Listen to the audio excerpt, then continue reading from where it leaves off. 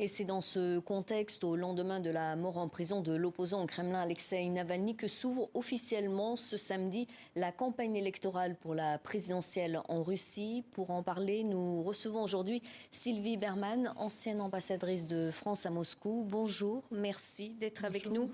Alexeï Navalny est mort un mois avant le premier tour du scrutin. Hasard ou coïncidence, faut-il y voir un message de Moscou ?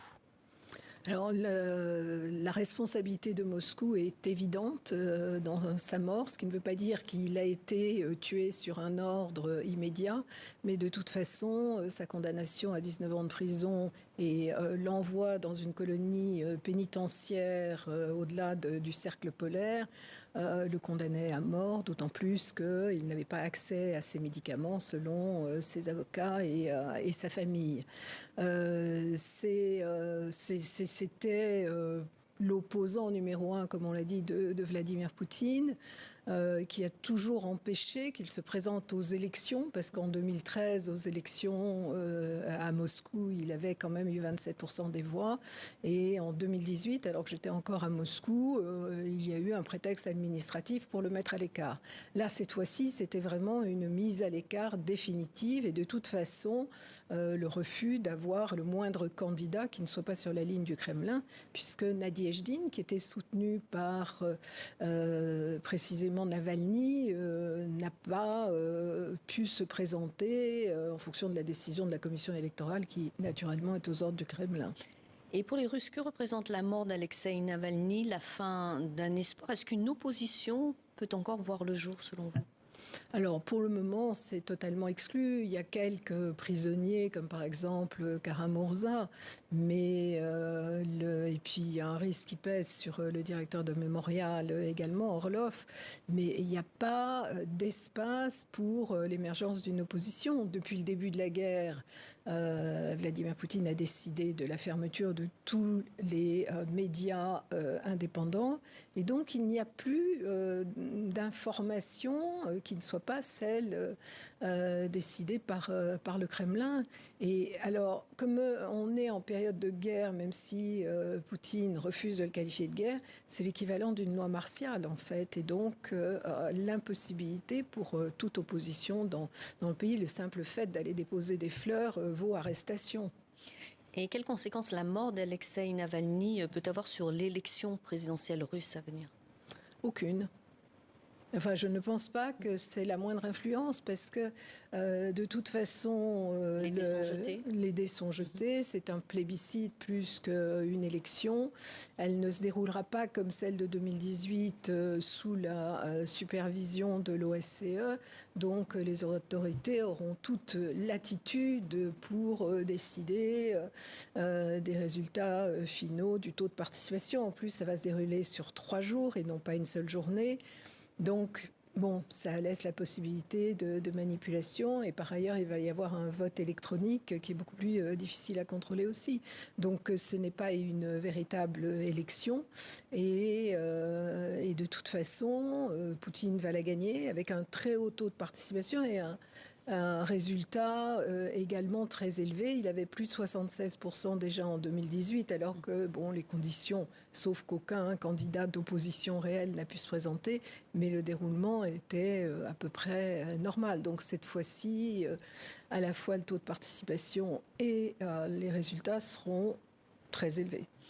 Parlons à présent, si vous le voulez bien, de la guerre en Ukraine. Au deuxième jour de la conférence sur la sécurité qui se tient à Munich, Volodymyr Zelensky, le président ukrainien, a ouvert le bal. Il a appelé ses alliés occidentaux à livrer plus d'équipements militaires à son pays pour repousser la Russie. Et de son côté, le chef de l'OTAN, Jens Stoltenberg, a déclaré que les États-Unis devaient livrer ce qu'ils ont promis à l'Ukraine à un moment où une enveloppe américaine de 60 milliards de dollars est gelée outre-Atlantique. Je vous propose à présent de regarder ce sujet sur la prise d'Avdiïvka, et on se retrouve juste après. Après 4 mois de résistance acharnée, les troupes ukrainiennes ont été contraintes d'abandonner cette ville stratégique de l'Est du pays, désormais aux mains des troupes russes. Jordan Klein. Il y a quelques jours encore, les soldats ukrainiens se battaient ici pour conserver le contrôle d'Avdiïvka. Cette nuit, ils ont été contraints d'abandonner la ville. Ils concèdent alors à la Russie leur plus grande victoire symbolique depuis l'échec de la contre-offensive lancée par Kiev l'été dernier. Conformément à l'ordre reçu, nous nous sommes retirés d'Avdivka pour aller sur des positions préparées d'avance, dans la situation où l'ennemi avance en marchant sur les cadavres de ses propres soldats et à 10 fois plus d'obus. C'est la seule bonne décision. Avdivka, cité industrielle à quelques kilomètres de Donetsk, est désormais une ville en ruine, dévastée par la guerre. 34 000 habitants vivaient ici avant l'invasion russe. Seuls 900 d'entre eux y demeurent encore. Quant aux civils, c'est difficile à dire. Ils sont pour la plupart dans les sous-sols. Ils sont directement prisonniers de la situation. Les civils que nous trouvions, nous tentions de les évacuer de force de la ville, car c'est une question de vie ou de mort. Ils peuvent être touchés par les bombardements ennemis. Le constat est clair, les soldats russes étaient plus nombreux sur ce front. Les Ukrainiens, dépassés tant par l'artillerie que l'aviation, ont été nombreux à être capturés durant les combats, quasi au corps à corps. Après 2 ans de guerre en Ukraine et cette victoire russe à Avdivka, on vient de le voir, est-ce une aubaine pour Vladimir Poutine au moment où il rentre en campagne ? Oui, absolument. En tout cas, il le souhaitait. C'est la raison pour laquelle la pression sur Avdivka s'est renforcée au cours de ces dernières semaines. Et Pékin vient tout juste de s'exprimer sur la mort d'Alexeï Navalny. Le chef de la diplomatie chinoise a déclaré que la Chine sera une force de stabilité. Est-ce que cela signifie que la Chine, pourtant alliée de Moscou, refuse de prendre parti pour la Russie ?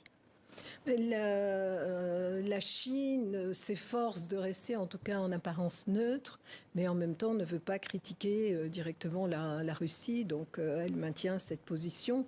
La Chine et la Russie ont un ennemi commun qui est Washington, et donc la Chine pense qu'elle aura sans doute besoin un jour ou l'autre du soutien de Moscou. Alors on l'a entendu tout à l'heure à Munich, Volodymyr Zelensky s'est notamment exprimé sur le retrait de ses troupes de la ville d'Avdivka. Il a déclaré que c'était une décision juste pour sauver la vie des soldats. Mais est-ce que ce n'est pas plutôt un aveu d'échec ? Alors, ça peut être un aveu d'échec, effectivement, parce que les Ukrainiens ne pouvaient pas tenir à Avdivka.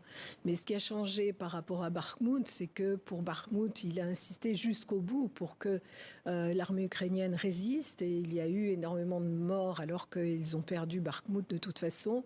Et donc là, avec le nouveau commandant des forces armées, il a été décidé de se retirer d'Avdivka, puisque de toute façon, il ne pouvait pas gagner.